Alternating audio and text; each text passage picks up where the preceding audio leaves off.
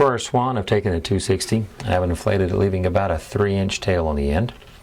And we're going to start with 2 fold twists. So make the first one with about probably a 9 to 10 inch bubble, rather large.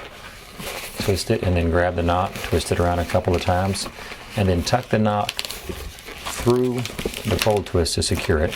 And make another fold twist, roughly the same size as the first one. Twist that around, and then you're going to take this fold twist and tuck it back up into the first one a little bit to get in his body. Now we're going to make a little small 1/2 inch bubble there and make that a pinch twist at the base to kind of force his neck up. Now soften it just a bit. Take the nozzle that the nipple that you have left over, hold it alongside that, and then hold it in place. And while you're holding it, squeeze it. And see how it forces the air up around?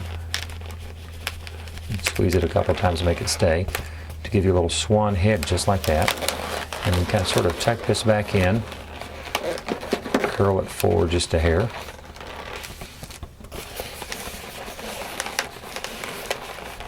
And you've got a little swan.